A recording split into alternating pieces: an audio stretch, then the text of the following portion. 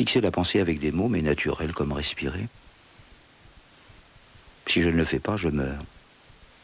J'asphyxie.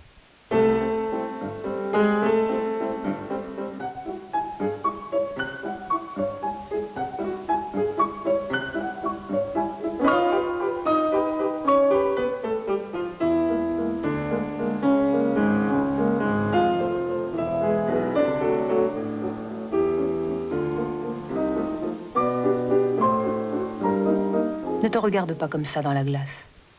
Reste un moment avec nous. Je n'ai jamais aimé mon physique. Aussi, ai-je toujours eu des plaisirs de mes photographies. Et puis encore, des miroirs, par hasard rencontrés. Pour le moral, c'est plus facile. On peut se raconter des histoires.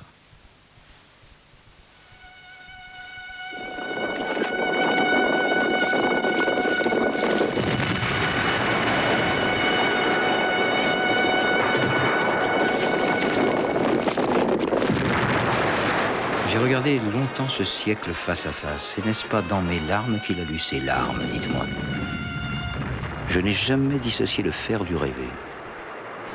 Mon chant a pris l'événement à la gueule.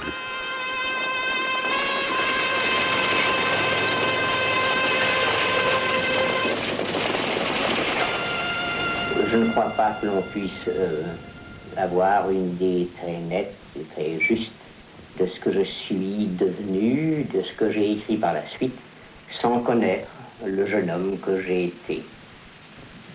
D'où je suis venu et ce que j'ai appris alors, dont des reflets très grands demeurent dans ce que j'écris encore aujourd'hui. C'est ma vie, il faut bien que je la reconnaisse. C'est ma vie. Et c'est moi, cette chanson faussée. Un beau soir, l'avenir s'appelle le passé. C'est alors qu'on se tourne et qu'on voit sa jeunesse.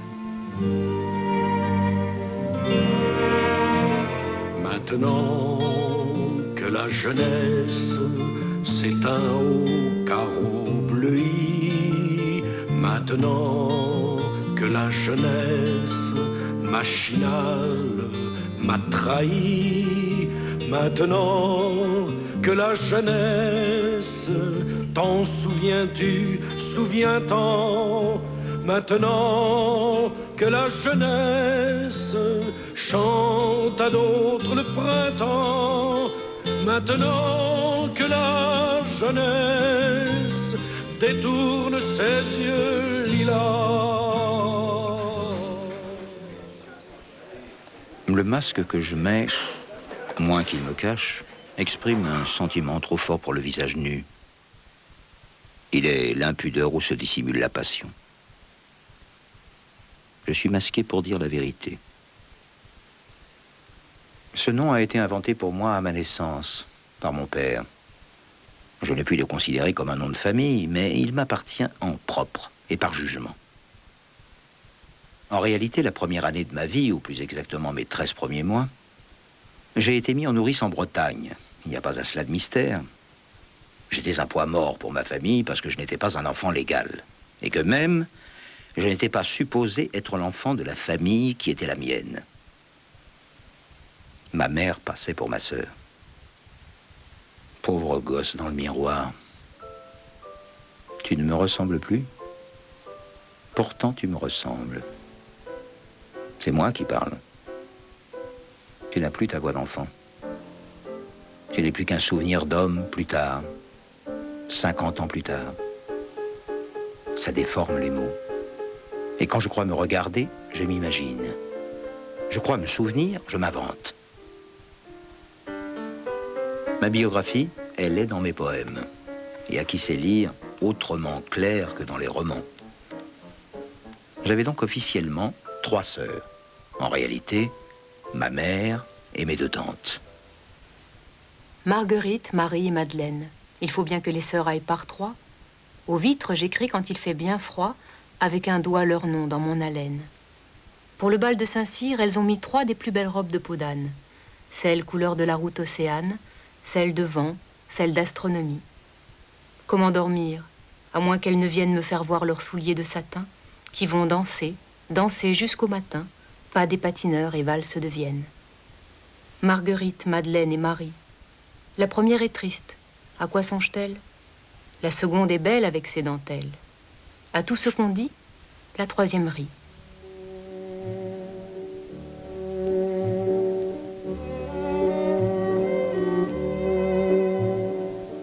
Ma mémoire véritable commence à l'exposition de 1900 avec le trottoir roulant et le théâtre d'enfants où j'ai attrapé la rougeole. Mais enfin, cette part de la mémoire qui reflète non les choses extérieures, mais la vie intérieure de l'être humain, la vie de l'esprit, la réflexion à soi-même adressée, je ne retrouve trace qu'à partir du moment où j'écris. Cela doit commencer en 1901-1902. Peu à peu, je me mis à me persuader que l'écriture n'avait pas du tout été inventée pour ce que les grandes personnes prétendaient, sans quoi parler suffit, mais pour fixer, bien plutôt que des idées pour les autres, des choses pour soi, des secrets. Et même plus que pour les fixer, pour les susciter, pour provoquer des secrets à écrire.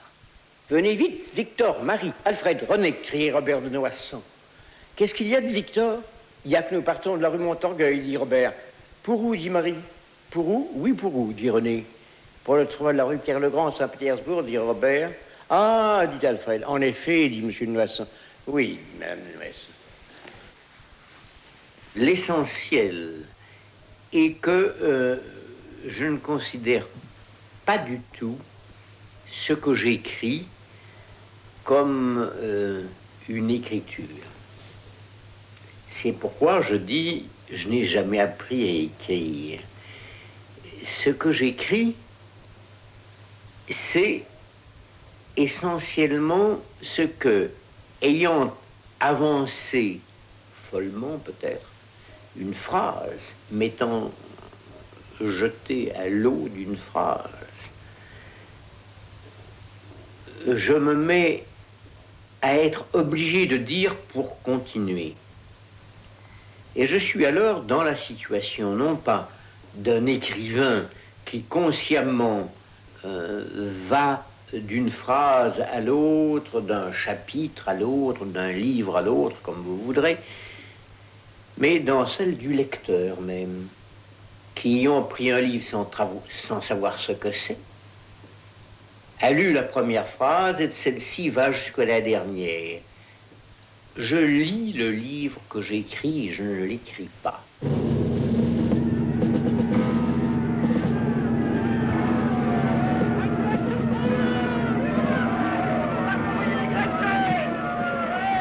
Quand la Première Guerre mondiale commença, je n'avais pas tout à fait 17 ans. Assez rapidement, je compris que cette guerre ne devait pas durer quelques mois, comme on le croyait d'abord, et que selon toute probabilité, mobilisé, envoyé au front, j'aurais, comme la plupart des hommes de ma famille, les plus grandes chances d'y être tué. Et ma mère insistait toujours pour faire de moi un médecin. Ayant si peu à vivre, je me décidai à lui donner ce plaisir. Et j'entrepris mes études, bien persuadé que le sacrifice que je consentais n'était pas pour longtemps.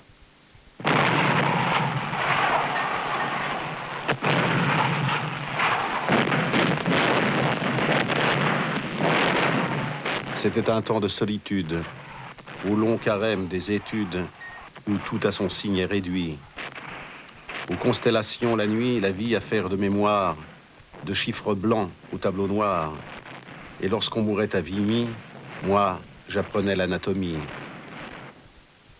Pardonnez-moi cette amertume, mais l'âge d'aimer quand nous lûmes, comme le regain sous la faux, tout y sonnait mortel et faux.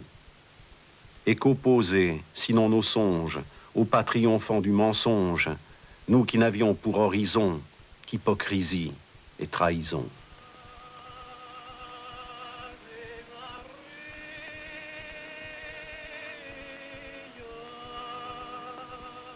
En 1917, mobilisé comme étudiant en médecine, j'ai été envoyé compléter mes connaissances pour être médecin auxiliaire, c'est-à-dire adjudant-chef au cours du Val-de-Grâce. La chambrée où je couchais se trouvait en face d'une autre, dans le même couloir où étaient les étudiants de la classe précédente, lesquels venaient nous chahuter le soir dans notre dortoir. Contre la vitre opposée, j'ai vu le visage d'un jeune homme qui me regardait.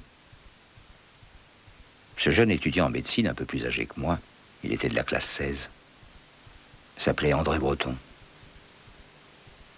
Ce soir-là, échangeant des propos sur bien des sujets, nous nous étions aperçus d'une chose pour nous stupéfiante, l'intérêt que nous portions aux mêmes écrivains. Mallarmé, Rimbaud, Apollinaire, Lautréamont. Qui pouvait alors faire un choix pareil? Personne. Strictement personne. C'est au Val-de-Grâce que s'est développé pour nous deux le goût de Lautréamont, que nous connaissions l'un et l'autre incomplètement, ayant seulement alors lu le premier chant de Maldoror. Et c'est dans un décor invraisemblable maldororien que nous le lisions, Breton et moi. Qu'auraient dit nos estimables officiers s'ils étaient arrivés à l'improviste et nous avaient surpris lisant à tue-tête l'un ou l'autre? J'ai fait un pacte avec la prostitution afin de semer le désordre dans les familles. Je me rappelle la nuit qui précéda cette dangereuse liaison. Je vis devant moi un tombeau. J'entendis un ver luisant, grand comme une maison, qui me dit « Je vais t'éclairer, lis l'inscription, etc. » Nous avons connu l'existence de ce livre qui était introuvable, dont il existait seulement un exemplaire à la Bibliothèque nationale. La contradiction extraordinaire qui existe entre Lautréamont, c'était les chants de Maldoror, et les poésies signées de son nom, Isidore Ducasse, chose écrite à 1 an de distance, ça a été pour moi un moteur intellectuel plus grand que n'importe quelle autre œuvre écrite. Presque tout ce que j'ai écrit est incompréhensible au fond si on ne se reporte pas à Lautréamont et à la contradiction fondamentale qui existe en lui. Les amis, c'est pour la France. Une belle à deux. En avant le troisième. Un sens dramatique, équivoque, nous donnait de toute chose une idée violente et vive. Tout ce qui touchait proprement à la guerre, tout ce côté illustration, cet exhibitionnisme de l'horreur nous répugnait si fortement que je ne crois pas mentir en disant que jamais la guerre ne fut plus loin du cœur des jeunes gens qu'en ces jours où elle dominait les adultes. Ce qui nous attirait, c'était tout ce dont nous privait une morale imposée. Le luxe, les fêtes, le grand orchestre des vices, l'image de la femme héroïsée, sacrée aventurière. L'idée que toute une génération se fit du monde se forme au cinéma, et c'est un film qui la résume, un feuilleton. Une jeunesse tomba amoureuse de Musidora dans Les Vampires.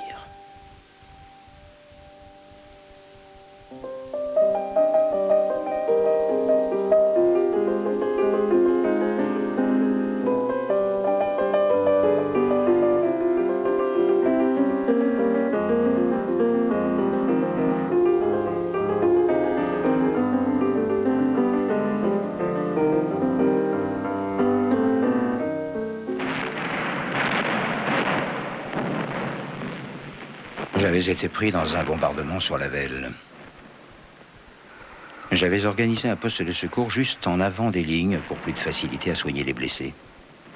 En une journée, j'ai été enterré 3 fois. 3 fois, je m'en suis tiré, les yeux et les oreilles pleins de terre. Mais j'ai perdu mes papiers d'identité et toutes mes lettres. Un peu plus tard, je repasse par là. Je vais au cimetière militaire. Et sur une tombe, je vois, sur une pancarte de bois, Aragon, Louis. Mais l'inscription, que dit-elle? Je lis et je ne comprends plus. C'est pourtant mon nom que j'épelle. J'ai, dit-il, mal vu, j'ai, dit-il, mal lu, si c'est ma demeure mortelle qui dort au pied de ce talus. Le cœur muet, les yeux au ciel, depuis 6 semaines, 2 mois, dans la terre au bord de la Velle, à l'ombre d'une croix de bois, à 800 mètres de Couvrel, quel est celui qu'on prend pour moi?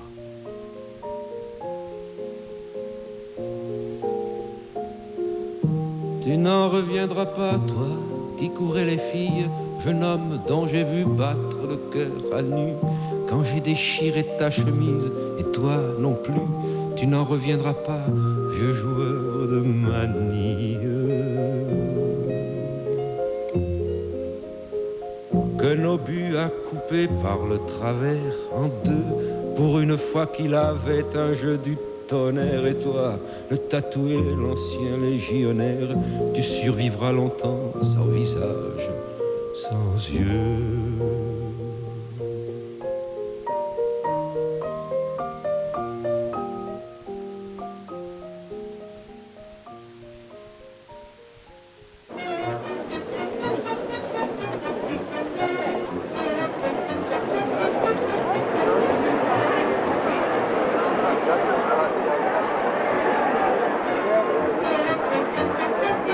Il y avait eu l'armistice et la mort de Guillaume Apollinaire, la mort de Jacques Vacher.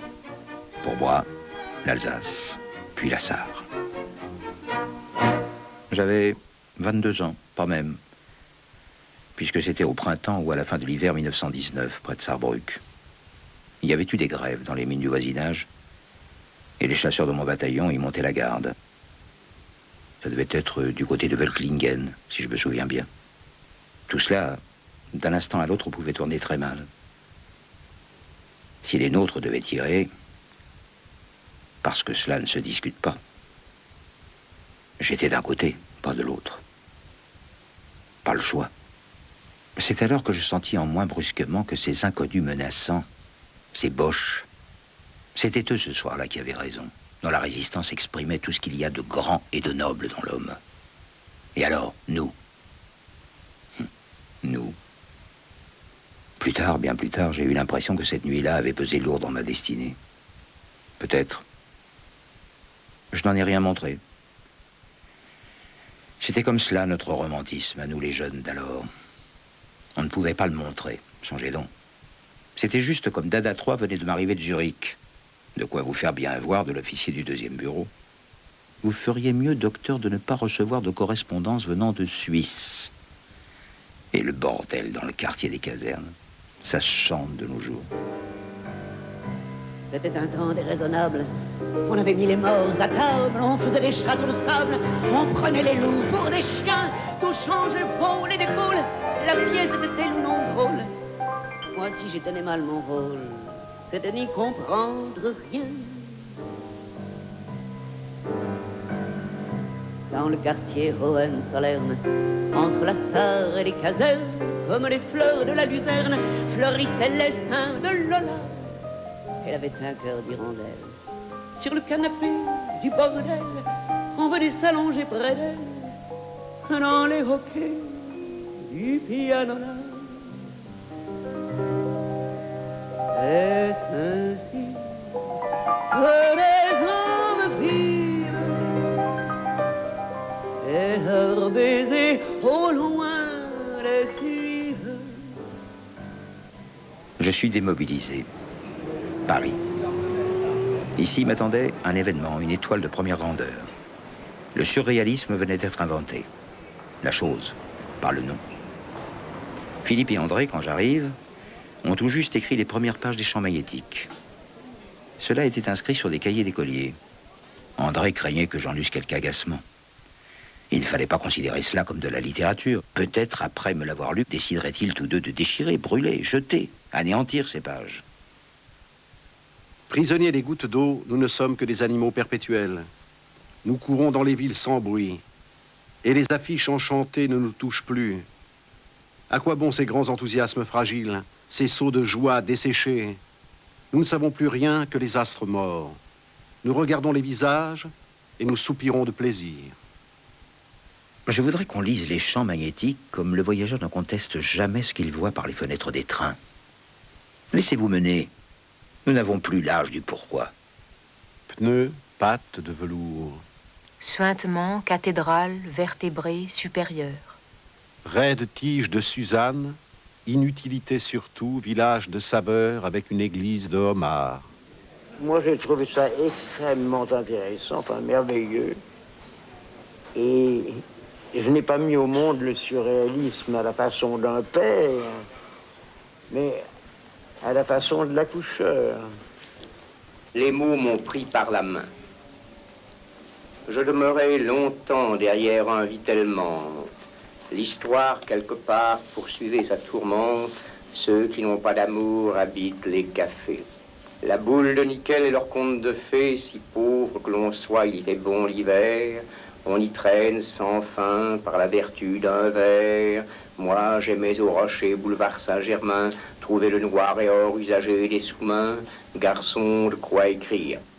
Nous étions 3 ou 4 au bout du jour, assis, à marier les sons pour rebâtir les choses, sans cesse procédant à des métamorphoses, et nous faisions surgir d'étranges animaux, car l'un de nous avait inventé pour les mots le piège à loup de la vitesse. Garçon, de quoi écrire. Une énigme encore nous attirait. Zara. Nous recopions ces phrases qui nous avaient plu. La relativité qui se confirme et qui est ma nourriture devient ici le meilleur sérum. J'écris parce que c'est naturel, comme je pisse, comme je suis malade. Cela n'a d'importance que pour moi et relativement. Nous fûmes dès lors appelés les dadaïstes, ou les dadas. J'étais ce mauvais diable qui se moquait de tout et de tous, et qui poussera la raillerie de soi-même jusqu'à signer un jour l'alphabet, et cela sous le titre suicide. Je vous le dis, suicide. A, B, C, D, E, F, G, H, I, J, K, L, M, N, O, P, Q, R, S, T, V, W, X, Y, Z. Comment ne sentirions-nous pas de la fierté à parcourir du regard ces vastes champs défendus, notre terre promise?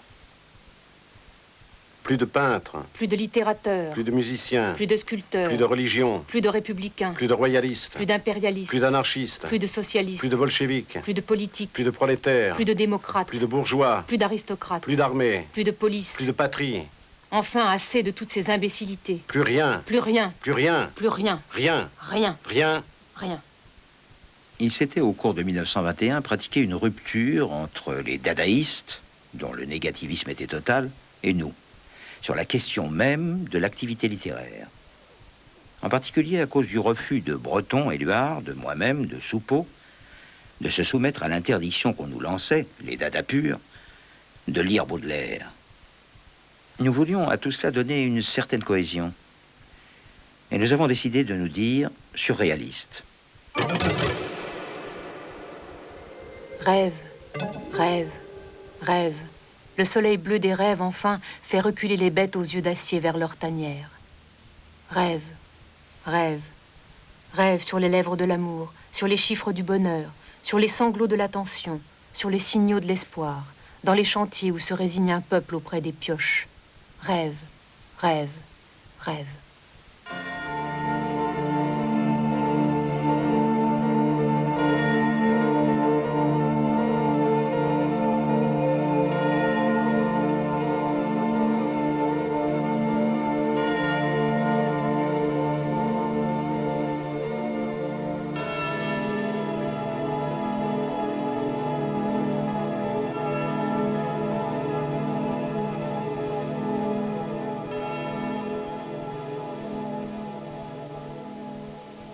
Nous sommes bien décidés à faire une révolution. Nous avons accolé le mot de surréalisme au mot de révolution uniquement pour montrer le caractère désintéressé, détaché et même tout à fait désespéré de cette révolution. Le scandale pour le scandale. Est-ce pour procréer que vous faites l'amour? Ou pour gagner de l'argent? Ou par ambition? Ou par défi? Ou par lâcheté? Ou par habitude? Ou par esprit d'imitation? Cachez-vous, alcôve intéressée, turf de bourse immonde des exaltations humaines. L'amour pour l'amour. Je n'ai jamais cherché autre chose que le scandale, et je l'ai cherché pour lui-même.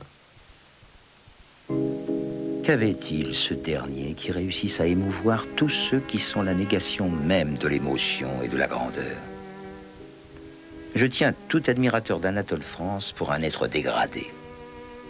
Il me plaît que le littérateur que salue aujourd'hui le tapir Maurras et Moscou la gâteuse, et par une incroyable duperie Paul Pinlevé lui-même, est écrit pour battre monnaie d'un instinct tout abject, la plus déshonorante des préfaces à un conte de Sade, lequel a passé sa vie en prison pour recevoir à la fin le coup de pied de cet âne officiel.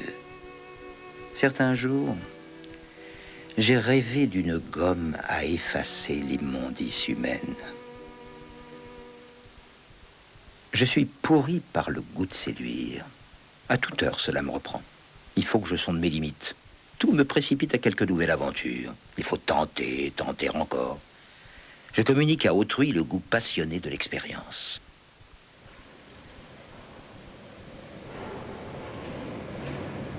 Ayant remarqué que toutes les mythologies du passé, à partir du moment où l'on n'y croyait plus, se transformaient en romans, je m'étais proposé d'en agir à l'inverse et de m'adonner à un roman qui se présenterait comme une mythologie. Naturellement, une mythologie moderne. C'est par où j'entrepris l'écriture du paysan. J'avais pris soin de choisir un paysage très vite rendu incontrôlable du fait qu'on allait démolir ce passage pour ouvrir la voie au boulevard Haussmann. Je m'astreignais délibérément de changer de manière et d'écrire précisément ce qui serait tout à coup intolérable aux yeux de mes juges intimes, c'est-à-dire d'adopter le ton descriptif. Je n'ai jamais de ma vie déchaîné pareille consternation.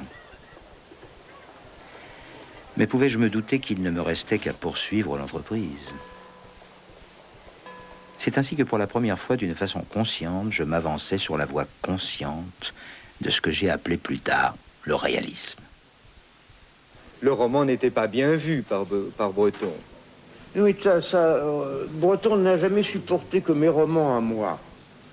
Il faisait une exception comme ça. Oui. Parce que j'étais tout de même ce qu'on appelle son meilleur ami, n'est-ce pas? Alors, tout de même, moi, il me passait les choses. Pourquoi est-ce qu'il n'aimait pas le roman? Pourquoi est-ce qu'un surréaliste ne pouvait pas écrire un roman? Parce que simplement, le roman était une forme, je dirais, bourgeoise de la littérature. Je dis ça pour simplifier. Oui. Simplifier, mais c'est pas tout à fait comme ça, mais enfin, c'était de cet ordre. Le grand choc, ce fut pour moi et pour plusieurs la guerre du Rif. Quand notre bourgeoisie aux lèvres pacifiques entreprit le massacre systématique des Marocains luttant pour leur indépendance, ce fut pour nous un coup, et pour moi une bifurcation dans la vie. Que mon pays ait pu, 7 ans après une guerre dont on nous avait dit qu'elle serait la dernière, faire de ses fils des assassins en portant la guerre en pays lointain, c'était pour moi chose intolérable. Et je suis allé directement vers le seul parti qui se dressa contre la guerre. J'adhère au parti par conséquent au commencement de 27. Comme on sait, j'ai adhéré ce jour-là parce que c'était le jour des rois. Tu écris aussi, je pensais pour ma part que ce genre de résolution devait garder un caractère individuel. Et pourtant, tes amis t'ont suivi peu de temps après, non? Ben oui, mais pas tellement longtemps. Hein. Ils ont suivi, mais ils sont revenus sur leur pas dans l'autre sens, hein, avec une rapidité extrême.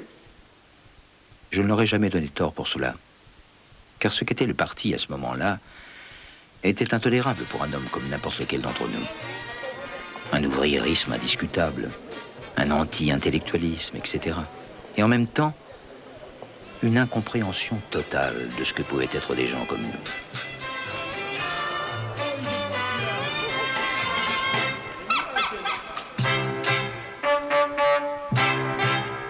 Cinq années. J'ai passé 5 années pris entre divers petits dégoûts. Le culte disproportionné d'un monde poétique que nous nous étions forgés, mes amis et moi, et le grand tourbillon où j'étais tenté de me jeter. 5 années d'hésitation, de contre-marche. Ce fut là le beau temps et l'éclat du surréalisme. C'est au bout de ce laps de crainte et de scrupule que je fis une rencontre qui devait changer ma vie. Le hasard m'a mis en face d'une femme dont je ne pensais rien, je ne savais rien, parce que je l'ai rencontrée dans Paris avec quelqu'un que je connaissais. C'était un Anglais, mais il lisait le français couramment et il avait vu mes premiers poèmes. Il avait voulu connaître cet auteur et il était venu à Paris spécialement pour me voir, moi. Du taxi que nous avions pris à trois avec la femme qui était charmante, qui était avec lui. Mais elle m'a dit, moi, je repars pour Londres. Elle m'a dit, vous ne voulez pas partir avec moi pour Londres? Avec plaisir, évidemment, mais je ne pouvais pas. Je ne peux pas avoir payé une chambre à l'hôtel, ni rien. Et j'étais encouragé par l'homme qui était là, qui m'a dit, mais moi, voilà mes clés. Vous pouvez habiter tranquillement chez moi 3 semaines. Je ne reviens à Paris qu'alors, tandis que Nancy part demain. Et j'ai compris seulement quand Nancy m'a embrassé dans le taxi. Mais ce que je n'ai pas compris, c'est que ce type qui venait de partir était son ami. Et qui m'a considéré comme la dernière des ordures de lui avoir fait ça quand il me donnait ses clés. J'avoue, je plaide mon innocence. Mais j'étais très amoureux de cette femme. Et nous avons vécu 3 ans ensemble. Et Madrid, le voyage en Espagne? Nous avions eu diverses histoires entre nous, particulièrement sur la question de l'écriture. Mais ce n'est pas ça qui a joué. La chose essentielle était un énorme roman dans lequel il y avait à mon compte 100 personnages entièrement décrits à égalité. La défense de l'infini. Oui. Tu le définis quelque part par cette phrase, le monde comme un vaste bordel. Oui, puis ça c'est vrai. C'était mon intention, mais que je n'ai pas achevé ce livre. Nance prenait la défense de ce livre contre moi. C'est pourquoi je l'ai détruit. J'ai été jaloux. J'ai été jaloux du livre. Ça peut paraître idiot, mais c'est comme ça. Pas seulement. Comment? Ce n'est pas la seule raison. Non. Mais c'était une raison parce que dans des disputes qu'il y avait entre nous, elle m'opposait mon livre. Alors, puisqu'elle me l'opposait, je ne voyais pas de raison, hein. J'ai eu cette perversité. J'ai brûlé ceci, à quoi je travaillais depuis 3 ans. Qu'est-ce qu'il en reste de la défense de l'infini? Peu de choses. Il y a des fragments qui ont été publiés parce qu'il fallait bien vivre. La grande histoire a été que de ce livre, il a été manipulé une partie par un homme avec qui j'avais de très bonnes relations, mais qui a vu enfin un moyen d'exploitation et fait de ce livre énorme une publication portant sur un détail de l'histoire, oui, et un peu arrangé. Pourquoi on me persécute depuis de nombreuses années en me demandant combien enfin, mais reconnaissez ça. Je ne peux pas le reconnaître. C'est pas possible. Et maintenant, salut à toi, palais rose, écrin pâle, alcôve un peu défaite par la joie grave de l'amour, vulve dans son ampleur à l'instant apparue. Nymphe au bord des vasques, au cœur des eaux jaillissantes, nymphe qui vous joignez sur un nœud de plaisir, et c'est le bouton adorable qui frémit du regard qui se pose sur lui, le bouton que j'effleure à peine que tout change. Et le ciel devient pur, et le corps est plus blanc. Manions-le, cet avertisseur d'incendie. Déjà une fine sueur perle la chair à l'horizon de mes désirs. Déjà, les caravanes du spasme apparaissent dans le lointain des sables. Elle voulait toujours être ailleurs. Je n'utilise ce dernier mot que parce qu'elle m'apparaissait ainsi. L'amante de l'ailleurs, jamais vraiment la mienne. Nous sommes partis pour Venise en juillet 1928. Elle me parlait sans fin de cette ville étrange où nous allions habiter dans une partie d'un palais sur le Grand Canal. Et puis, le goût de Nan pour des rencontres baroques que Venise mettait tous les jours, toutes les nuits sur notre route. jusqu'au jour où la vie de Venise étant ce qu'elle était. D'abord une vie mondaine, que je dirais capable de suivre, et qu'il me fallait faire quelque chose la nuit, parce que là, on s'est resté avec des gens élégants à parler dans de très belles maisons où moi je n'aimais même pas entrer. Nancy excitait beaucoup ta jalousie à Venise. C'est pas qu'elle excitait ma jalousie, mais elle parlait pendant des heures avec des imbéciles. Et elle aimait ça, elle aimait parler avec des imbéciles à la fin. Je m'en allais. Oui. Et tu t'en allais dans Venise la nuit. Et qu'est-ce que tu as fait un certain soir? Je ne vais pas vous raconter comment, dans un hôtel fantasque et misérable, une nuit de Magnasco, j'ai tenté de quitter cette vie. Enfin, pour le lendemain, dans le grand jour, me retrouver sur une barque entre deux chemises noires et l'eau sombre du Grand Canal. On m'avait ramené au palazzo de Nantes. Je ne tenais pas debout. Pas un mot de reproche, les yeux seulement, déjà qu'elle avait si grand. Plus grand que jamais. L'amour, salaud, l'amour pour vous, c'est d'arriver à coucher ensemble. D'arriver, et après. Haha, tout l'amour est dans ce « et après ». Crachons, veux-tu bien, sur ce que nous avons aimé ensemble. Crachons sur l'amour, sur nos lits défaits, sur notre silence et sur les mots balbutiés, sur les étoiles, fussent-elles tes yeux, sur le soleil, fut-il tes dents, sur l'éternité, fut-elle ta bouche, et sur notre amour, fut-il ton amour. Crachons, veux-tu bien. La plaie qui s'était ouverte à Venise avait mis longtemps à se cicatriser. Je ne parlerai pas de ces jours de folie. On sait ce qu'il en advint. Et le nom de celle par qui tout changea. Celle à qui j'ai pu dire « ma vie est à partir de toi ».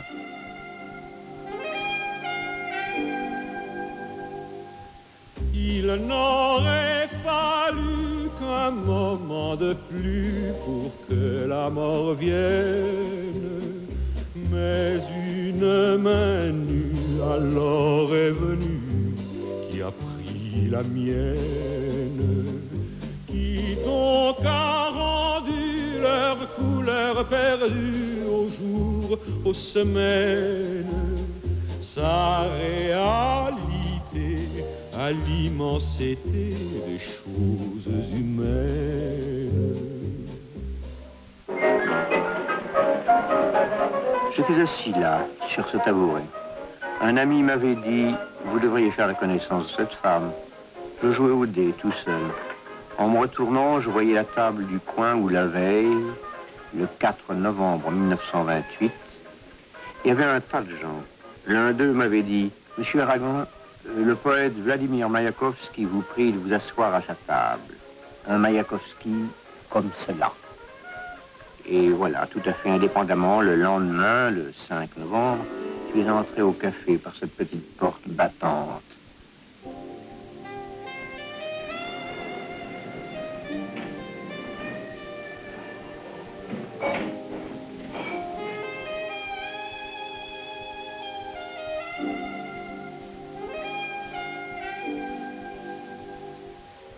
Louis ressemblait à un danseur d'établissement. Il était extraordinairement brun, ce que aujourd'hui personne ne veut croire, parce qu'il a les yeux bleus, et comme il a les cheveux blancs, alors on croit qu'il était blond. Or, il était aussi brun que possible. Il était très mince et très beau, un peu trop beau. Moi, je ne me suis jamais vu. Je m'étonne beaucoup quand je vois maintenant mes photographies d'alors. Je les prends un petit peu pour Sacha Distel, beaucoup plus que pour moi. Mais j'ai rencontré Elsa à une époque où j'étais un personnage assez insupportable, mais assez malheureux. Je m'étais dit, dans la première heure où nous étions ensemble dans un café, et par conséquent, chiche, cette femme-là, ou cela ira avec elle, ou bien je me tue. Plus que jamais, les surréalistes refusent de reconnaître l'art comme une fin. Le monde qui les entoure commence à se lasser de ce refus. Il n'y a pas de domaine où, avec une soudaineté sans précédent, les surréalistes ne se trouvent traqués. L'œuvre admirable de Buñuel et Dali, L'Arche d'or, est l'objet des manœuvres et de l'interdiction que l'on sait.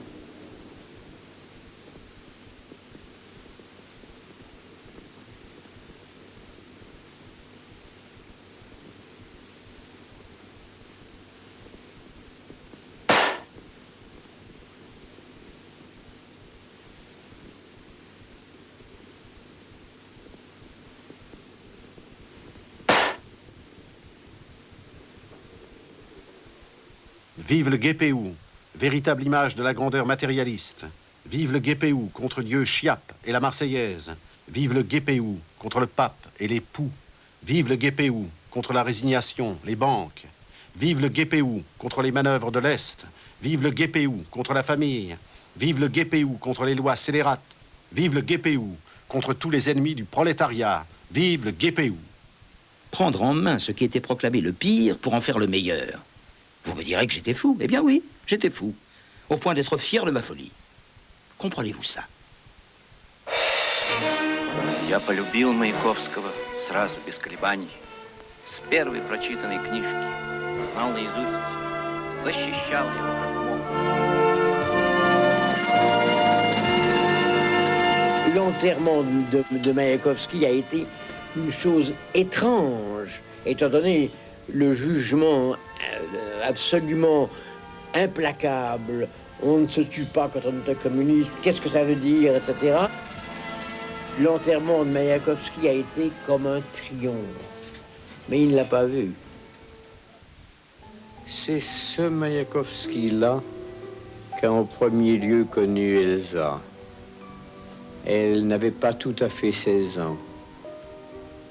Elsa était presque la première à aimer les poèmes de Mayakovsky, avant qu'on sache même qu'il était un poète. C'est par moi qu'il a connu ma sœur et qu'il est devenu ensuite son mari. Je ne peux pas du tout oublier son suicide et sa disparition. On a dit, on a écrit n'importe quoi sur ce voyage de 1930. Ses raisons, ses buts. Le vrai est que nous n'étions partis vers la mi-août, Elsa et moi, que pour ne pas laisser seule notre sœur Lydie. Ce n'est que vers le 8 ou 10 octobre, alors déjà que Georges Sadoul était venu nous rejoindre, que l'idée vint aux initiateurs d'un congrès qui allait se tenir à Kharkov en novembre, d'inviter ces deux Français, puisqu'il s'agissait d'un congrès international d'écrivains et qu'on n'avait pas d'autres Français sous la main. Il nous était apparu, à Georges et à moi, que nous dérober à l'invitation qui nous était faite, c'était lâcheté. Refus d'une occasion unique de défendre ici le surréalisme.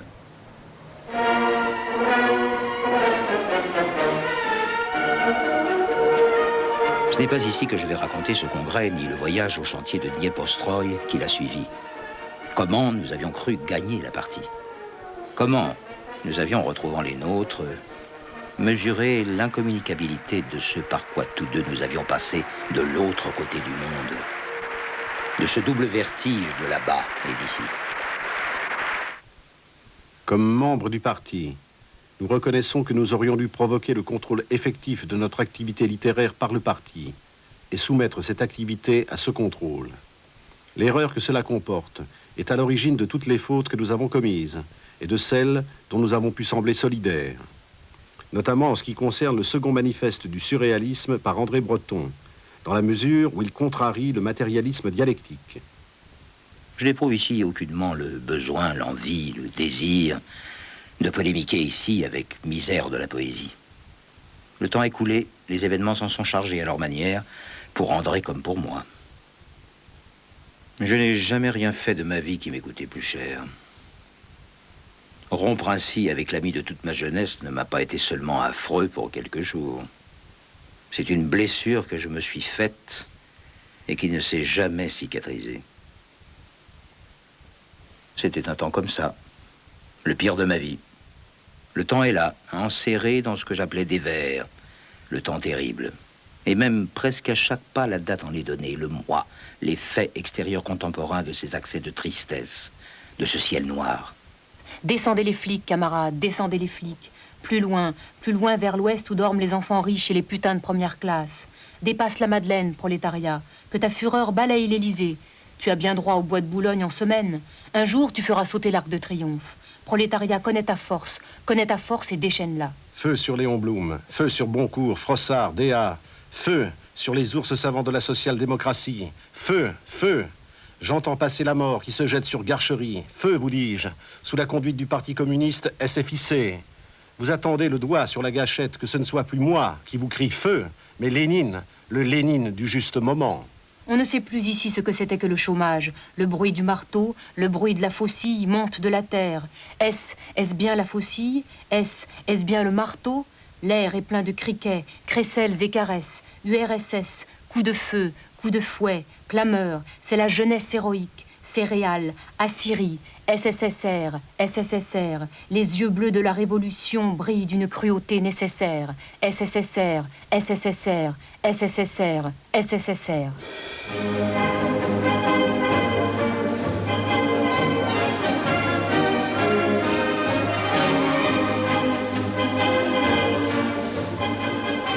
Au risque de passer pour un démagogue ou un charlatan, je vous dirais que moi, je défends la poésie quand je défends l'Union soviétique, par exemple. Lisez Front Rouge avec les yeux que j'ai maintenant pour lui. André avait 1001 fois raison. 1001 fois raison de considérer en ce temps-là comme régressif un langage purement proclamatoire, une confusion du meeting et du poème, qui n'apprenait rien à personne, qui ne donnait sur aucun au-delà, encore que j'ai pu en croire. Il fallait pour cela non point que la poésie, mais le temps en changea. Nous avons habité ici, à Montparnasse. Nous n'avions pas le sou. Comment s'en tirer? Elsa a imaginé de faire des colliers. Nous avons vécu ainsi 2, 3 ans, nous trouvant riches, jusqu'au jour où tu en as eu assez. Alors je suis devenu journaliste à 1300 francs par mois. C'était 33, 34.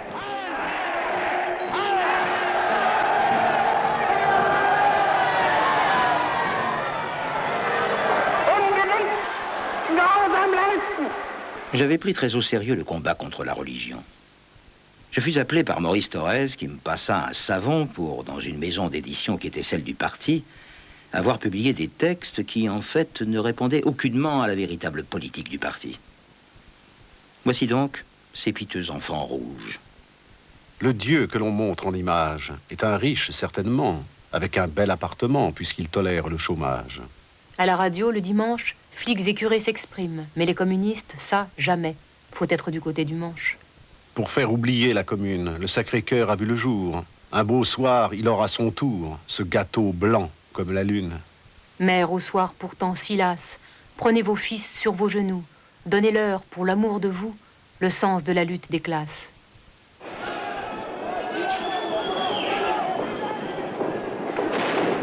Dans ce temps où l'on dit bien sommairement que je n'écrivais plus, j'ai terriblement écrit, déchiré, jeté. C'était une quête à tâtons de moi-même. J'ignorais encore le commun dénominateur de ces écrits disparates. Un jour vint que j'osais penser le nom de la chose, et j'écrivis le mot réalisme. On appelle malheureusement trop souvent réalisme une certaine sorte de naturalisme. Je pense que l'important n'est pas de dire à quelqu'un vous n'êtes pas réaliste puisque vous n'employez pas les moyens classiques du réalisme, mais de voir si réellement, par ce moyen ou par tel autre, il n'a pas mis le doigt sur une réalité. Pourquoi la décision réaliste, la conscience du réel, fonde-t-elle la nécessité du roman? L'extraordinaire du roman, c'est que pour comprendre le réel objectif, il invente d'inventer. Comment m'est-il venu à l'esprit d'écrire les cloches de Bâle, précisément les cloches de Bâle, et rien d'autre? Un jour, et je jure que c'était sans malice, j'écrivis tout à fait comme si j'étais encore au temps de l'écriture automatique une phrase, comme une provocation. Cela ne fit rire personne quand Guy appela M. Romanet papa. Cela me fit cependant rire de l'avoir écrit. J'ai joué à la création d'un monde à partir d'une phrase, d'un incipit, comme on dit, pendant 8 jours. Il en est sorti 100 pages. Et là, Elsa m'a arrêté et m'a dit, mais tu vas écrire longtemps comme ça? Et je me suis rendu compte qu'effectivement, ceci était le roman tel qu'il a existé et que je n'étais pas fait pour écrire particulièrement.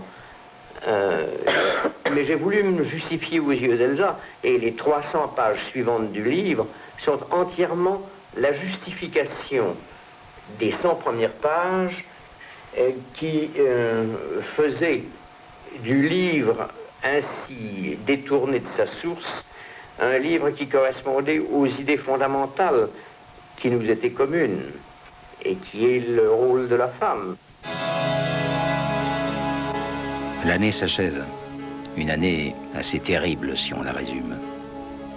L'année où Hitler tua Röhm de ses mains et ses compagnons sont exterminés. Du massacre de Schleicher et de Georg Strasser, l'assassinat de Dollfuss à Vienne, et 7 semaines après, Barthou tué à Marseille avec le roi Alexandre de Yougoslavie. Là-dessus, Kirov. Quel rapport entre tout cela? En tout cas, dès le début décembre, des procès se sont ouverts à Leningrad, à Moscou. Zinoviev, Kamenev, Eudokimov, Bakaïev et 11 anciens synovievistes sont arrêtés. Qu'est-ce que vous voudrez bien que j'y eusse compris, mes enfants? En tout cas, Kirov Sergueï Mironovitch était bien mort. J'ignorais en fait qui au juste était Kirov.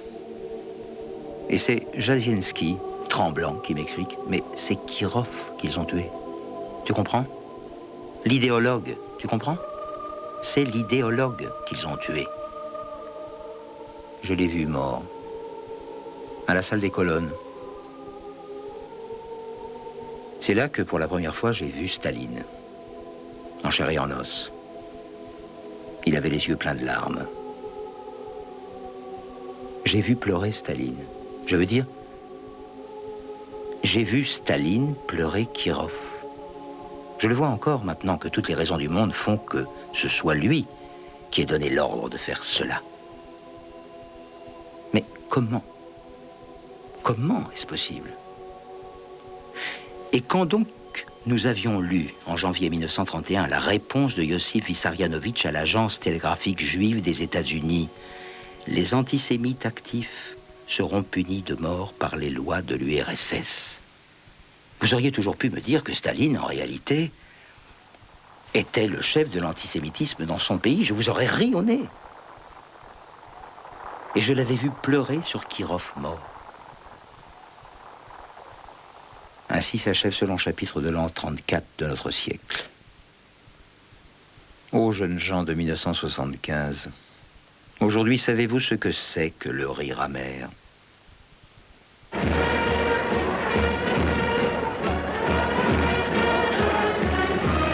nom du peuple de France, nous, représentants mandatés ou membres du Rassemblement populaire du 14 juillet 1935, animés par la même volonté de donner du pain aux travailleurs, du travail à la jeunesse et la paix au monde, faisons le serment solennel de rester unis pour désarmer les disciples et les précieux.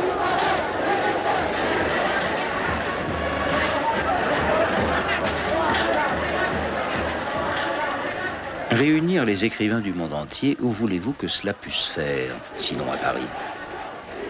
Je place ici mes paroles auxquelles fut donné, non par moi, et je ne sais plus comment, un titre qui me paraît aujourd'hui bien emphatique. Le retour à la réalité. Je réclame le retour à la réalité au nom de cette réalité qui s'est levée sur un 6e du globe. Au nom de celui qui avait su le premier la prévoir et qui, dans le printemps de 1845, à Bruxelles, écrivait « Les philosophes n'ont fait jusqu'ici qu'interpréter le monde de différentes manières. Il s'agit maintenant de le transformer. » C'est presque dans les derniers jours de mai qu'on m'avait appelé au 120, rue Lafayette. Jacques Duclos m'avait demandé conseil. À qui confier la tâche de faire rapidement un film de portée nationale qui servit à préparer les élections, que cela puisse passer dans les cinémas, avec un metteur en scène de grande allure. Je l'interrompis. Oui, je savais qui. Jean Renoir. Torres consulté, on me donna les mains libres. C'est place de la Madeleine que le jour même j'atteignis Renoir. Il était assez surpris, amusé d'ailleurs. Il demanda à réfléchir. La réponse vint le lendemain. C'était un oui. On lui donna 3 semaines. Un défi. Il en résulta La vie est à nous, qui tombait immédiatement sous le coup d'une interdiction.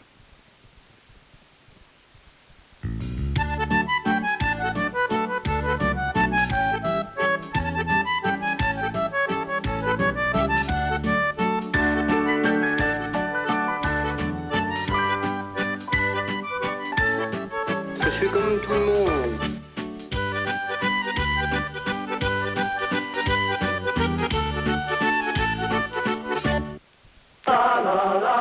Quelque chose, tout de suite. Pour cela, un seul moyen. Faire payer les riches.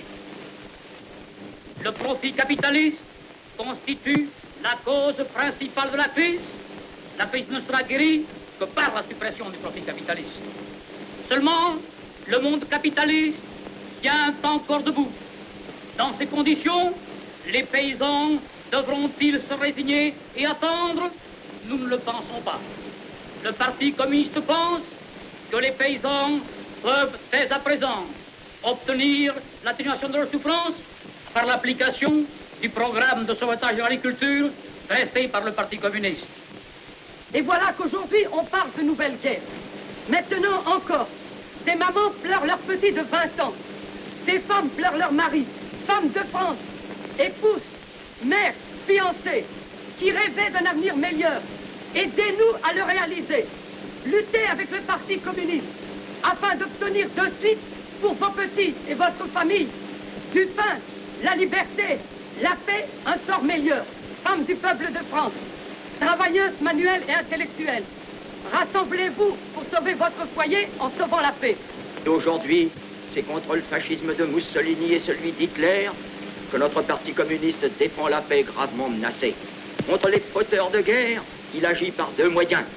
Il appuie d'abord les mesures de tous ceux, quels qu'ils soient, qui en ce moment repoussent la guerre. C'est pourquoi les communistes ont voté le pacte franco-soviétique d'assistance contre l'agresseur éventuel.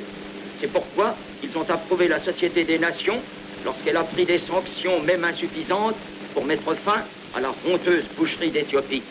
Mais notre Parti communiste sait bien qu'insistant l'unité des travailleurs du monde entier, les communistes les appellent à lutter fraternellement contre le fascisme et la guerre, aux côtés de l'armée rouge de l'Union soviétique, rempart essentiel de la paix dans le monde.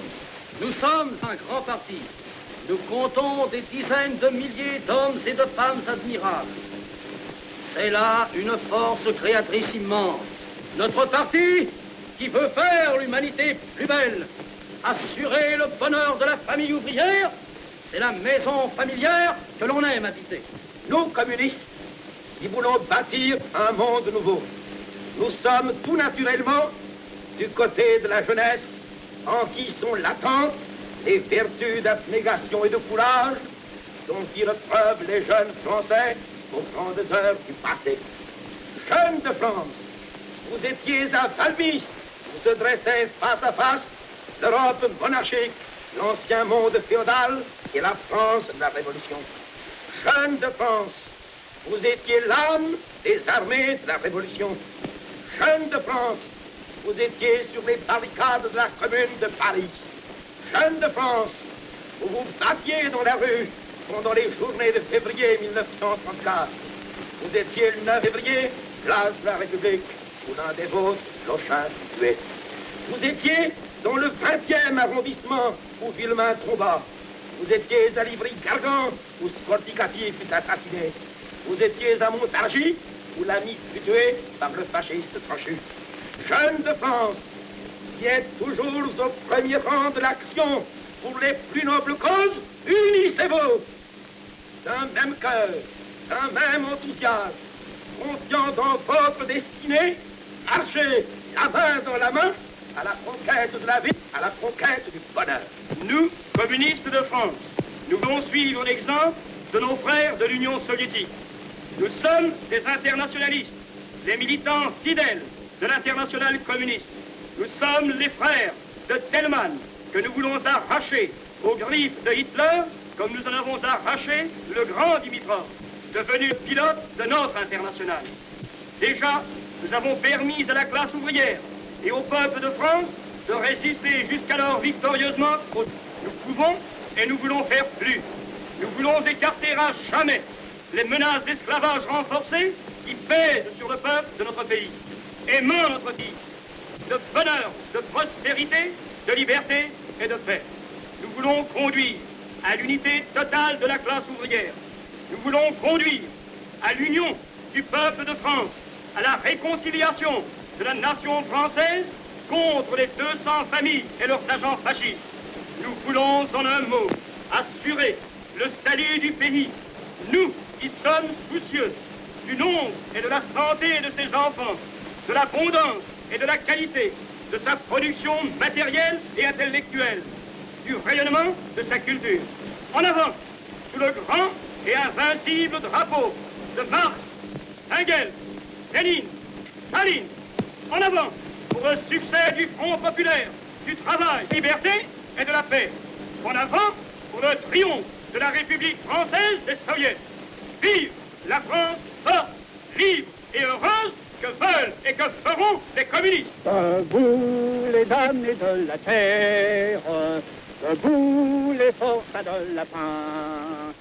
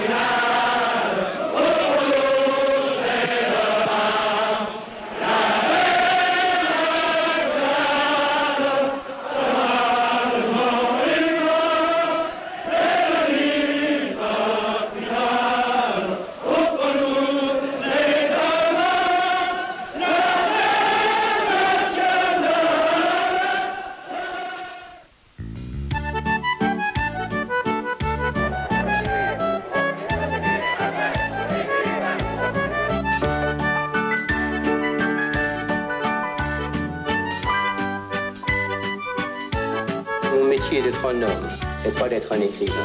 Mais cet homme s'est mis à écrire.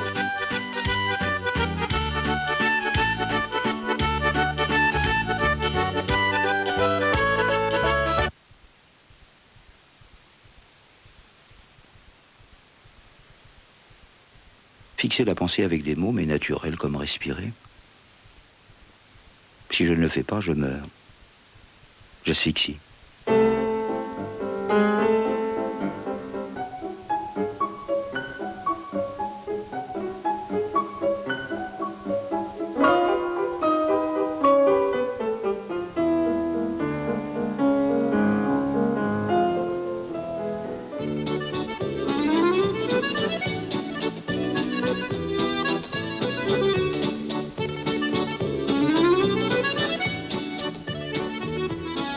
On n'imagine pas l'exaltation, la gaieté de ces jours d'entre-deux règnes. La nature de ces occupations d'usine, dont on nous a rabattu les oreilles. Et l'extraordinaire rencontre des gens les plus divers. Je n'ai pas fini d'en rêver après tant d'années. De malheur, de guerre. Or, en mai 1936, où j'achevais mes beaux quartiers, l'inquiétude des révolutions manquées faisait partie de mes hantises. Le Front populaire, cette énorme illusion. Ne serait-il qu'une illusion passagère? Tout ce qu'elle comportait d'espoir n'aurait-il été que rêverie au bout du compte? Je semble ici tout mêler. La poésie, le roman, le temps qui passe, les grands changements qui se font dans les masses comme dans les individus. Mais ne comprenez-vous pas que c'est cela qu'il faut jeter en pleine lumière pour qu'on comprenne l'histoire, avec ou sans majuscule?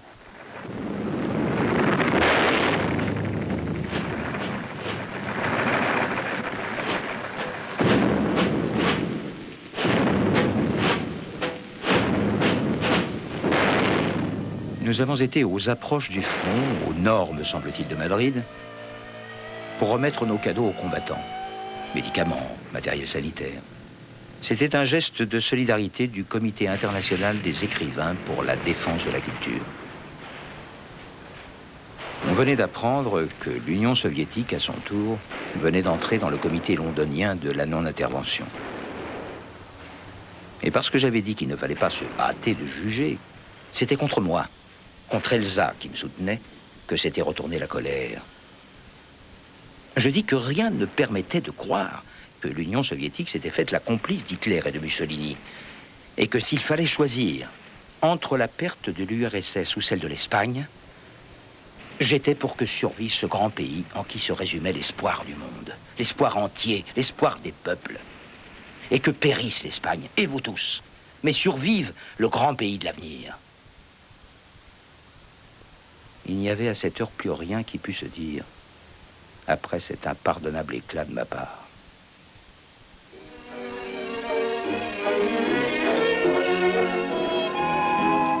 Monsieur Louis Aragon a obtenu le prix Théophraste Renaudot.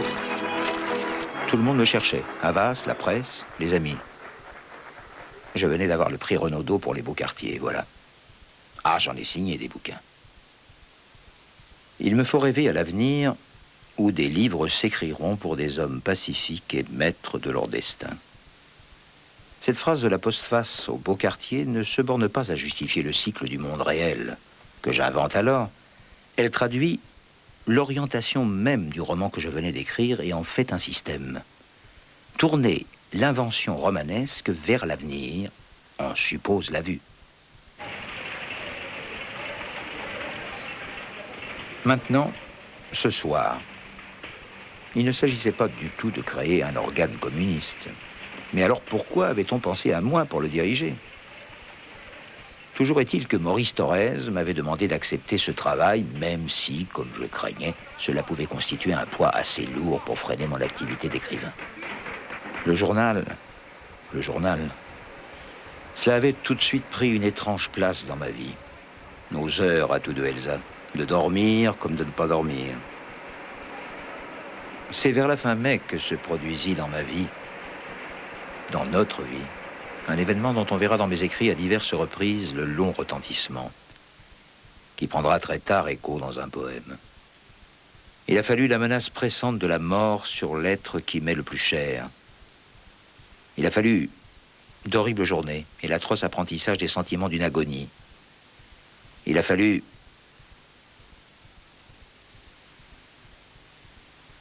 toute une nuit, j'ai cru que mon âme était morte. Toute une longue nuit, immobile et glacée. Quelque chose dans moi grinçait comme une porte. Quelque chose dans moi comme un oiseau blessé. Toute une nuit sans fin sur ma chaise immobile, j'écoutais l'ombre et le silence grandissant. Un pas claquait parfois le pavé de la ville, puis rien qu'à mon oreille, une artère et le sang. Il a passé sur moi des heures et des heures. Je ne remuais plus, tant j'avais peur de toi. Je me disais, je meurs. C'est moi qui meurs. Tout à coup, les pigeons ont chanté sous le toit. Que serais-je sans toi, qui vins à ma rencontre? Que serais-je sans toi, qu'un cœur au bois dormant? Que cette heure arrêtée au cadran de la montre? Que serais-je sans toi, que ce balbutiement? C'est à ce moment de notre vie commune que je découvris le secret d'Elsa et mon aveuglement de déjà de longues années. Je savais bien qu'Elsa, depuis un certain temps, écrivait des choses, mais j'ignorais quoi. Voilà que Bonsoir Thérèse venait de paraître chez De Noël, mon éditeur d'alors, sans que j'en ai été prévenu, sans qu'Elsa m'eût dit même qu'elle écrivait quelque chose en français. Pour moi, écrire en français, c'était un absolu déchirement. J'ai écrit en français parce qu'il fallait bien que je me décide ou de ne pas écrire du tout, ou d'écrire en français. J'habitais la France. Et Aragon, qu'on croit extrêmement partial dans son jugement, il n'a même pas voulu entendre parler. Il avait très peur que j'écrive quelque chose qui lui soit tout à fait contraire et qu'il ne puisse pas aimer. Il ne s'agissait plus d'écrire correctement ou non, mais de créer. Il s'agit bien là, dans ma vie à moi, d'un moment capital.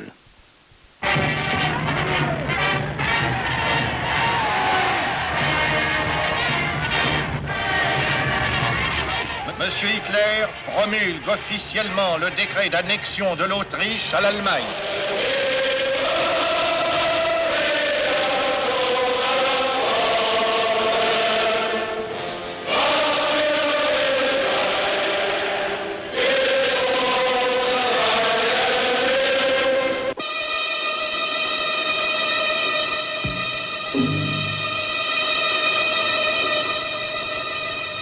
Auch eine Ausstellung Entartete Kunst in Paris. Nur mit dem Unterschied, dass man dort in diesen Machwerken einzigartige künstlerische Offenbarungen sieht, während sich das gesunde Empfinden des deutschen Volkes von diesen krankhaften Verehrungen seit langem abgewandt hat. Je dis que nous sommes en guerre, nous autres Français, avec l'Allemagne. Une guerre qui se fait par d'autres moyens, voilà tout. C'est que, dans cette guerre que nous font les Allemands, ils ont tourné leurs premières armes contre leurs poètes, leurs musiciens, leurs philosophes, leurs peintres, leurs acteurs. Je me dois personnellement de reconnaître ici une dette de la France envers eux. Au jour de septembre, certains d'entre eux, je le sais, j'en suis témoin, étaient prêts à défendre jusqu'au sol de notre patrie avec leurs bras, avec le mur de leur poitrine. Cela, je ne l'oublierai jamais. Et tant que j'aurai une voix pour crier, je ne le laisserai pas oublier aux autres.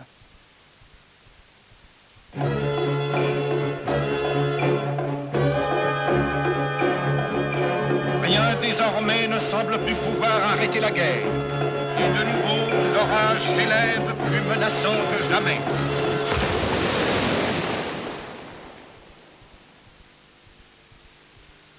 Vive la paix. Ce fait, se produisant à un moment d'extrême tension en Europe, est avant tout un gain pour la paix. L'agresseur professionnel, le fascisme, est contraint de traiter. Et avec qui?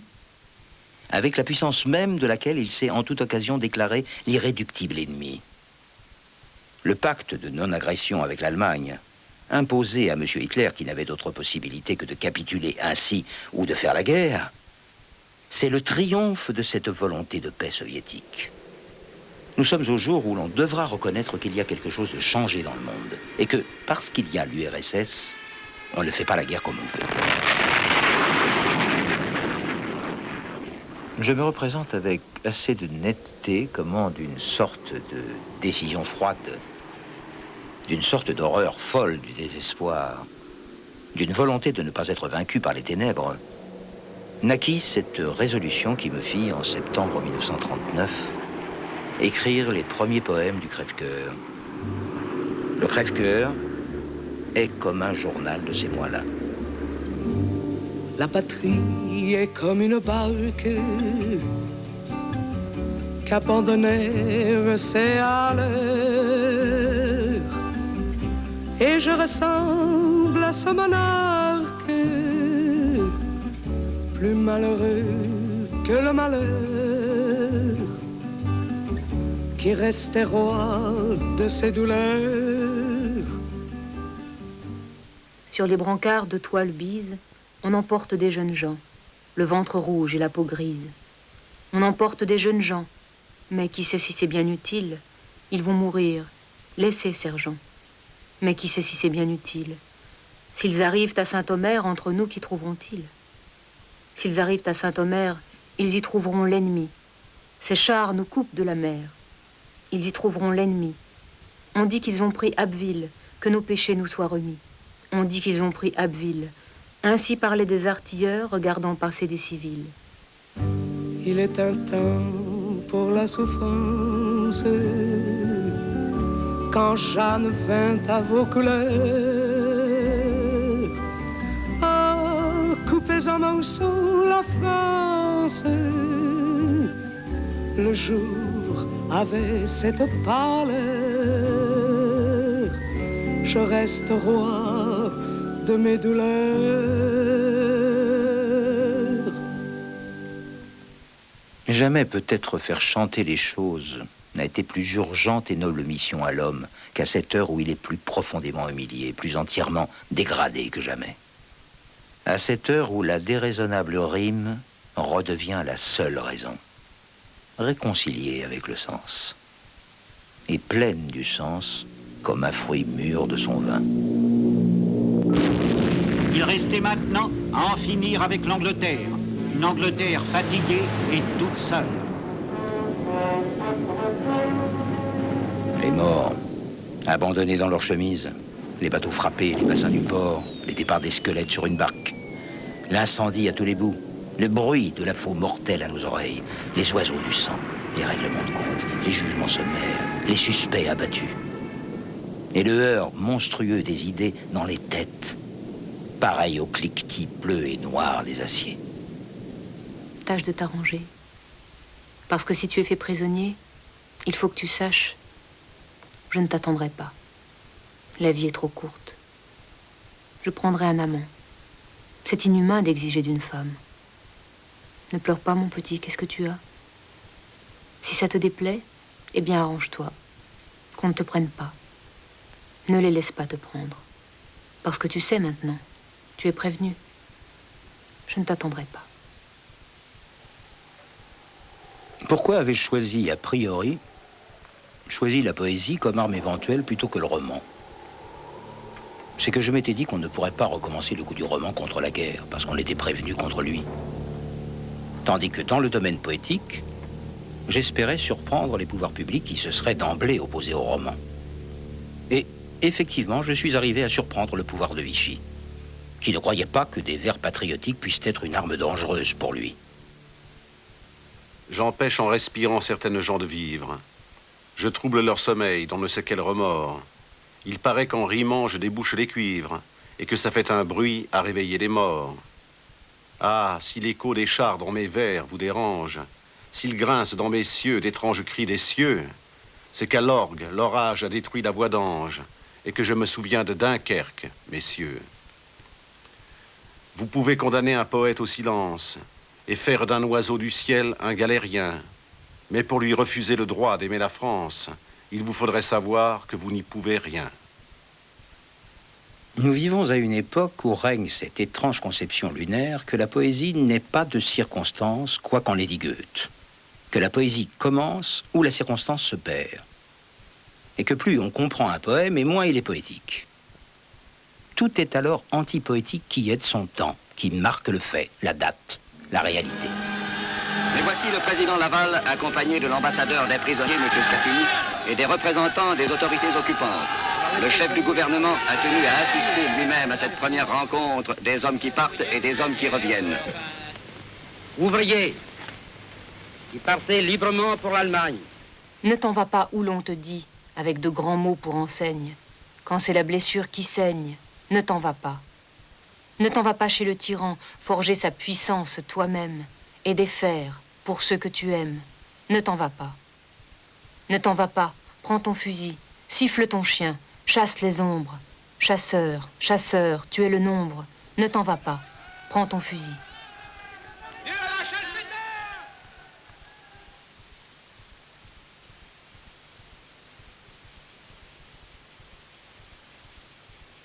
C'est en ce temps-là que j'allais passer des heures chez lui, là-haut, à Cimier, et que j'écrivais ce Matisse en France. J'y parle du portrait de Matisse et du portrait, déjà. Matisse s'était mis à faire mon portrait, une 30aine de dessins. Vous imaginez ma gêne le jour où, entrant dans la chambre du peintre, je trouvais ces 30 moi-même affichés sur le mur, côte à côte, tapissant le mur en face de son lit. Dissemblables et semblables entre eux. Dissemblables et semblables moi-même. Ce qui m'avait semblé n'être aucunement moi-même, peu à peu je m'y apercevais, je m'y reconnaissais. Tant pis si cela relève d'une certaine subjectivité. Ainsi Matisse m'a vu, ainsi je resterai pour d'autres. Et brûlez donc toutes les photographies. J'ai mis près de 30 ans à écrire ce livre sur Matisse. Il faut songer à ça. J'ai souvent recommencé, j'ai retrouvé dans les textes de Matisse des choses qui contredisaient ce que je venais de dire, et j'ai toujours cédé le chemin, la place et le chemin à Matisse, bien entendu.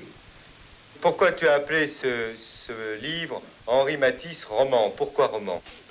Parce que c'est finalement une image romanesque de l'homme qui en est à la fois l'auteur et le sujet. C'est à proprement parler, même le seul roman bien fait que j'ai jamais fait. Parce qu'on peut y voir absolument toutes les ficelles. Les miennes, celles de Matisse et d'autres gens. Quand tu écris sur la peinture, ça veut dire quoi? Avant toute autre chose, c'est écrire sur un homme. Et il n'est pas possible de penser que la peinture de quelqu'un est une chose totalement coupée de sa vie. Ou bien c'est pas un peintre. Toute sa vie, il aura peint la parole dans lui, la forêt de pin dans lui, ses méandres, peint son regard de tout, peint la distance et le toucher, peint sur la nuit, le jour, et le poids d'une tête dans la main, d'un pied sur le sable. Il aura peint pour empêcher le soir des choses.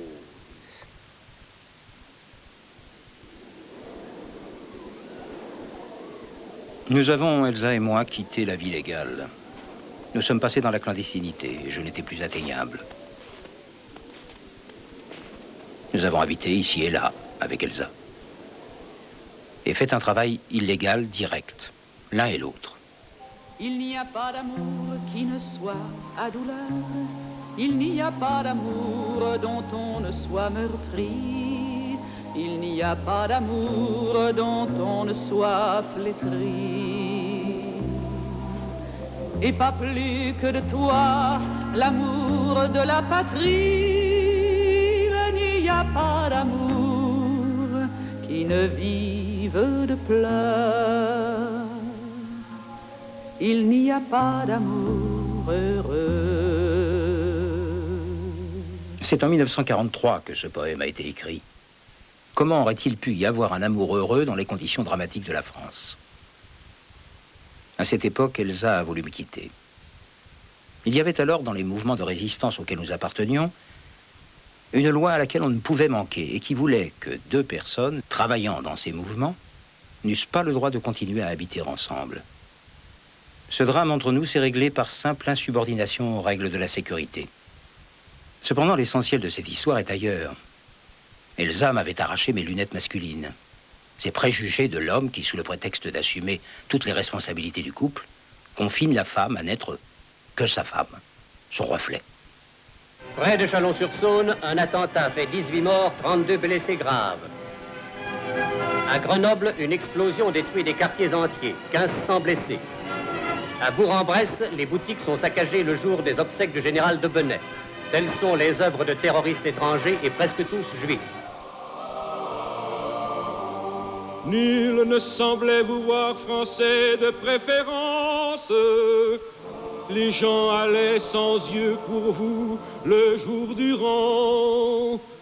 Mais à l'heure du couvre-feu, des doigts errants avaient écrit sous vos photos « Mort pour la France ». Et les mornes matins en étaient différents. Tout avait la couleur uniforme du givre. À la fin février, pour vos derniers moments. Et c'est alors que l'un de vous dit calmement « Bonheur à tous, bonheur à ceux qui vont survivre. Je meurs sans haine en moi pour le peuple allemand. »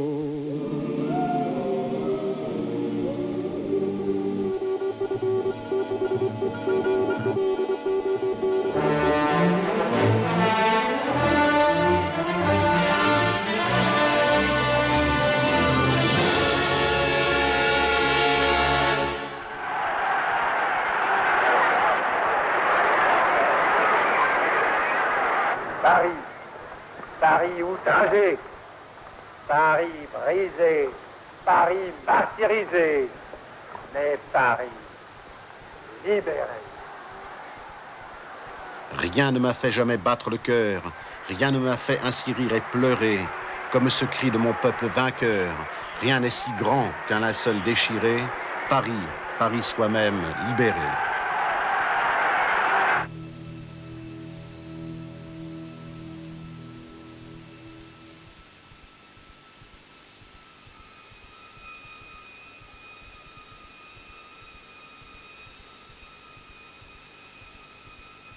Ô maman restée sans amour sur les tombes de vos héros, la même lumière du jour baigne les ruines d'Oradour et les yeux vivants des bourreaux. Au berceau d'Oradour, demain, pour qu'on ne revoie plus la guerre, se met la mort comme naguère, dans le monde entier se liguèrent près d'1 milliard de cœurs humains. Que la paix ouvre enfin ses vannes, et le peuple dicte ses lois. Nous, les faiseurs de caravanes, t'apportons, Oradour sur glane, la colombe en guise de croix.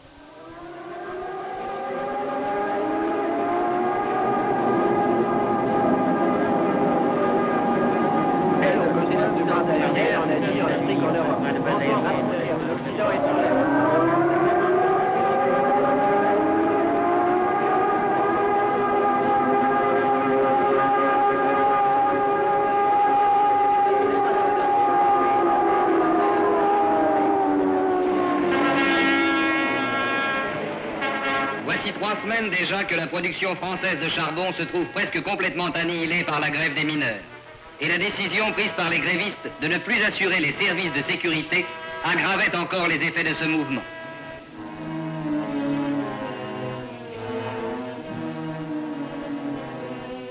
Les compagnons d'alors dans le printemps des Flandres, vous souvient-il comment notre amour fut joué?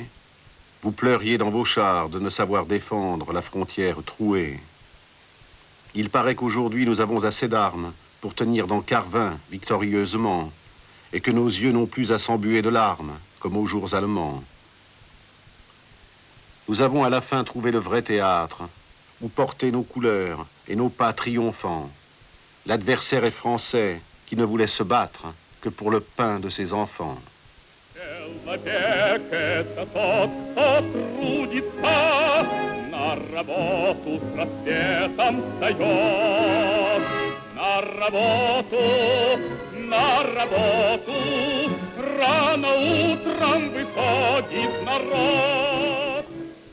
Les savants soviétiques considèrent qu'il existe dans l'état actuel du monde 2 sciences.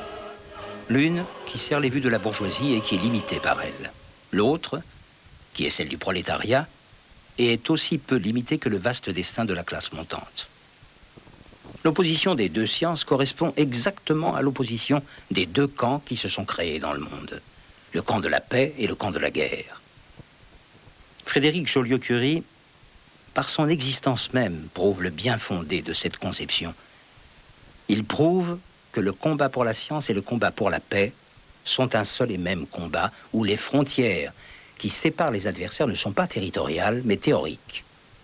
Théoriques pour un matérialiste conséquent, puisque ce sont des frontières de classe, et qu'il y a deux sciences, comme il y a deux camps. Et l'opposition du vieux Faust et du jeune Henri n'a finalement pas d'autre signification dans le film de René Clair, La beauté du diable. Je ne te demande aucun engagement, mais moi les preuves. Tu voulais connaître les grands secrets de la nature, je t'aiderai à les découvrir. Tu voulais faire de l'or. Cette nuit même, je te le promets, tu réussiras. Ai-je tenu parole? Tu ne t'es engagé à rien, pourtant vois comme tout devient facile. Elle est là devant toi, cette découverte à laquelle tu rêvais depuis tant d'années. Et cela n'est qu'un premier pas. Tout peut se changer en tout. Le sable en or et l'or en...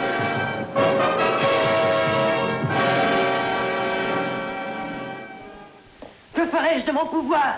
Ce qu'en font les grands conducteurs de peuple. Tu seras le maître absolu. Tu récompenseras ceux qui s'inclineront devant toutes tes volontés. Aux autres, ta bonté donnera le temps de reconnaître leurs erreurs. Et s'ils sont incorrigibles, vois-tu, les vieilles méthodes sont encore les meilleures. Je ne ferai pas cela. Il le faudra bien. Mais je ne veux que le bonheur des hommes. Et c'est pour leur bonheur que tu devras être sévère.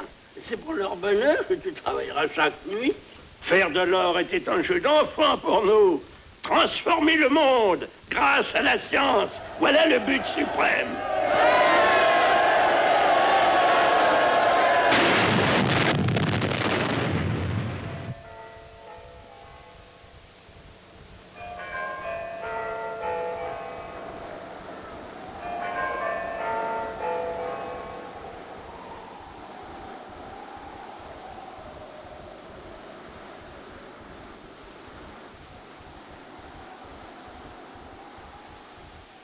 Sans mettre en doute les sentiments du grand artiste Picasso, dont chacun connaît l'attachement à la cause de la classe ouvrière, le secrétariat du Parti communiste regrette que le camarade Aragon, membre du comité central et directeur des lettres françaises, qui par ailleurs lutte courageusement pour le développement de l'art réaliste, ait permis cette publication. Quand ce dessin m'est parvenu, je n'ai pas eu la réaction qui devait être celle du public. Voilà le fait.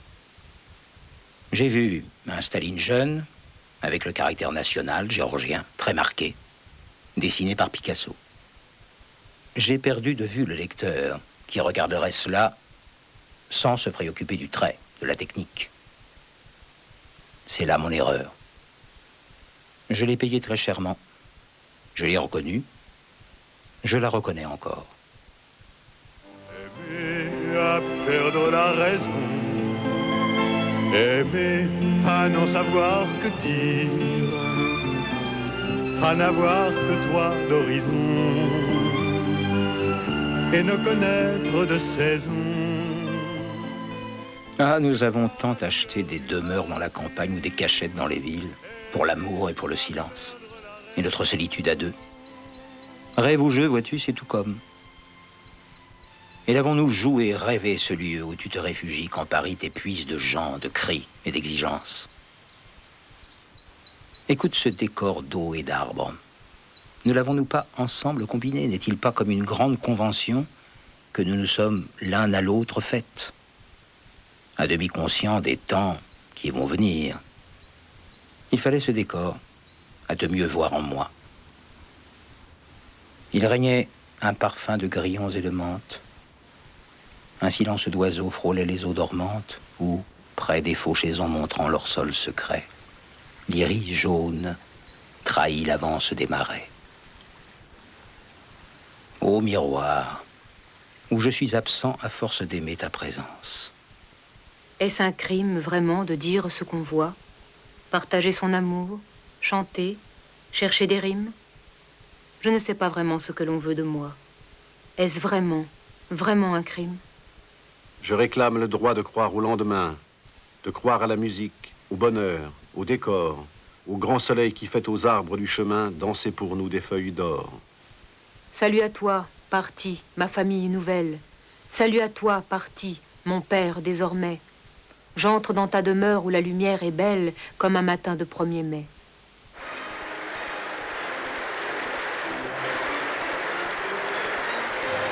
« 20 1956. Comme un poignard sur mes paupières. Центрального комитета Коммунистической партии Советского Союза товарищ Хрущев.